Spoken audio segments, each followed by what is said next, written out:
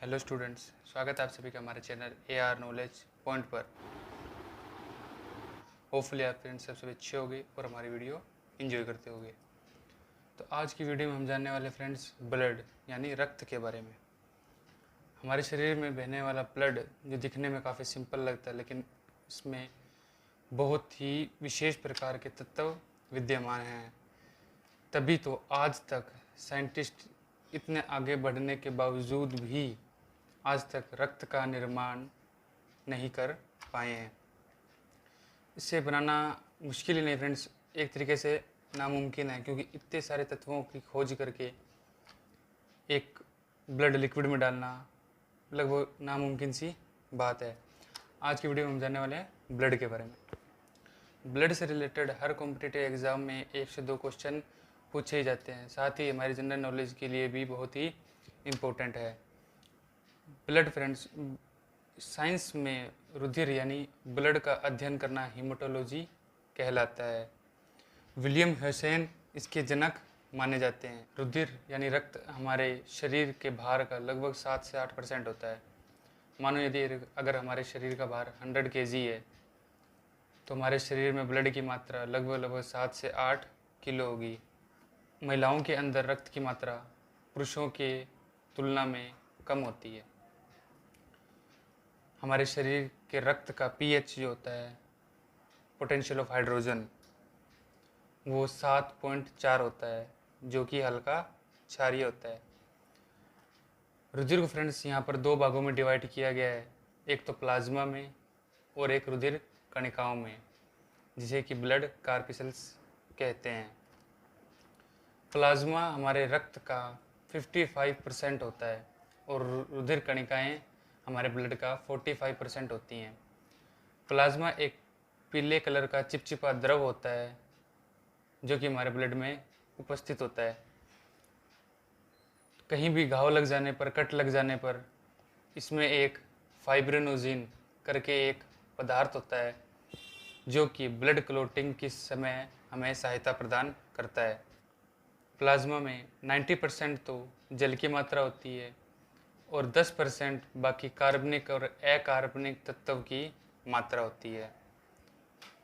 साथ ही ये हमारे रक्त के pH लेवल को मेंटेन करने के काम भी आता है।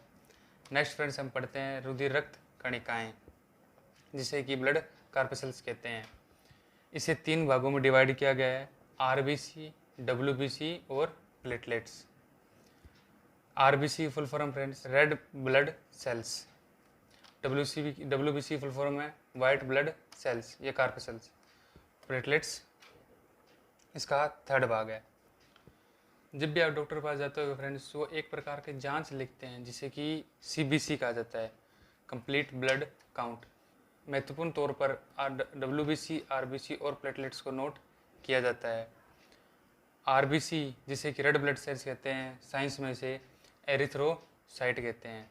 RBC का निर्माण फ्रेंड्स अस्थि मज्जा में, हमारे शरीर की अस्थि मज्जा में होता है और इसका नाश प्लीहा में होता है, जो कि RBC का कब्रिस्तान कहलाता है।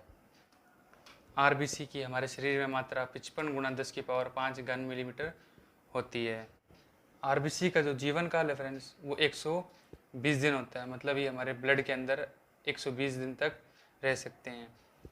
RBC के अंदर एक पदार्थ होता है फ्रेंड्स जिसे कि हीमोग्लोबिन कहा जाता है। इस हीमोग्लोबिन के कारण ही हमारा जो ब्लड है वो रेड कलर का दिखाई देता है।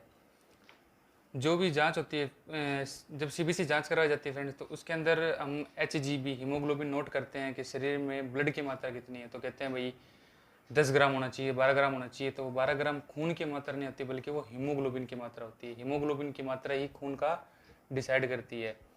मानव शरीर में करीब करीब 12 से 14 ग्राम हीमोग्लोबिन पाया जाना अनिवार्य होता है। RBC को जब सिंगल रूप में एक RBC को अगर देखा जाए तो वो पीले कलर का दिखाई देता है। यद्यपि अगर इसे एक साथ गुच्छों के रूप में देखा जाए तो यह रेड कलर के दिखाई पड़ते हैं। RBC के जो भरण पोषण के लिए विटामिन B12 आवश्यक होता है। RBC का कार्य है हमारे शरीर में फ्रेंड्स कार्बन डाइऑक्साइड और ऑक्सीजन को हमारे शरीर के अन्य स्थानों तक संवहन करवाना होता है। आरबीसी की कमी से फ्रेंड्स एनीमिया रोग उत्पन्न होता है और आरबीसी की संख्या में वृद्धि हो जाना पॉलीथाइसीमिया कहलाता है। आगे हम बात करते हैं फ्रेंड्स डब्ल्यूबीसी के बारे में, जिसकी full form white blood cells या वाइट ब्लड कार्पेसल्स होती है। इसे साइंटिफिक भाषा में ल्यूकोसाइट कहा जाता है। इसका जीवन काल 3 से 4 दिन होता है। इसका निर्माण भी फ्रेंड्स आरबीसी की तरह अस्थि मज्जा में होता है। इसके भरण पोषण के लिए विटामिन ए सहायक होता है। डब्ल्यूबीसी का कार्य हमारे शरीर में रोग प्रतिरोधक क्षमता को बढ़ाने के लिए होता है। किसी भी प्रकार का रोग हो उससे लड़ने की क्षमता बिना किसी दवाई इंजेक्शन के हमारे शरीर में होती है, वो डब्ल्यूबीसी के द्वारा ही की जाती है।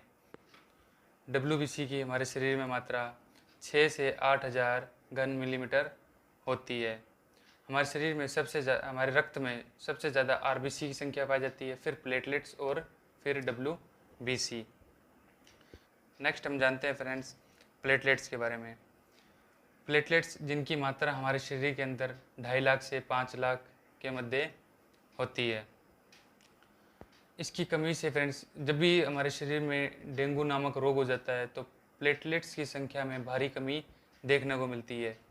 प्लेटलेट्स का हमारे शरीर में कार्य जब भी कोई हमारे शरीर के ऊपर घाव लग जाता है, कट लग जाता है, उसकी में ब्लड क्लोटिंग होती है, जो रक्त की जो लेयर बनती है उसके ऊपर फ्रेंड्स, वो प्लेटलेट्स के अंदर हिपेरिन नामक तत्व होता है, उसी के द्वारा वो बनाई जाती है।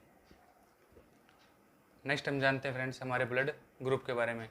ब्लड ग्रुप 4 प्रकार के होते हैं, ओ, ए, बी और ए बी। इसमें भी friends A negative, A positive, B positive, B negative, इस प्रकार चारों में पॉजिटिव और नेगेटिव होते हैं। ये आरएच कारक के कारण होते हैं। जो पॉजिटिव ब्लड होता है फ्रेंड्स वो नेगेटिव को नहीं दिया जा सकता, जबकि नेगेटिव ब्लड वाला पॉजिटिव को ब्लड दे सकता है। जैसे कि मान लो मेरा ब्लड ग्रुप ए पॉजिटिव है और आपका ए नेगेटिव है, तो मैं आपको ब्लड नहीं दे सकता, बल्कि नेगेटिव वाला पॉजिटिव को ब्लड दे सकता है। यूनिवर्सल डोनर होता है वो होता है फ्रेंड्स ओ नेगेटिव, और जो यूनिवर्सल गेनर होता है फ्रेंड्स वो होता है A B positive. O negative किसी को भी, चारों ग्रुप में किसी को भी अपना ब्लड दे सकता है, और ए बी पॉजिटिव किसी से भी ब्लड ग्रहण कर सकता है। जो ब्लड ग्रुप ए है फ्रेंड्स वो ए और ए बी को अपना ब्लड ग्रुप दे सकता है और ओ और ए से ग्रहण कर सकता है। जो बी है फ्रेंड्स वो ओ और बी से ग्रहण कर सकता है, वह बी और ए बी को दे सकता है। और ए बी है वो ग्रहण तो किसी से भी कर सकता है और दे सिर्फ ए बी को सकता है। और जो ओ नेगेटिव है फ्रेंड्स, ओ नेगेटिव किसी से भी ब्लड ग्रहण कर सकता है। और जो ब्लड ग्रुप ओ है फ्रेंड्स उसमें भी जो ओ नेगेटिव है, ये बहुत ही रेयर चांस होता है। पूरे एशिया में सिर्फ 1 से 2% लोगों के अंदर ओ नेगेटिव ब्लड ग्रुप पाया जाता है। जैसे कि मान लो अगर बी पॉजिटिव ब्लड की अगर आपको 1 यूनिट ब्लड लेना है, उसकी अगर प्राइस लगाएं तो आप 1000 रुपये होगी, तो वही अगर ओ नेगेटिव ब्लड की 1 यूनिट ब्लड आपको करीब 10,000 रुपये की बोतल मिलेगी।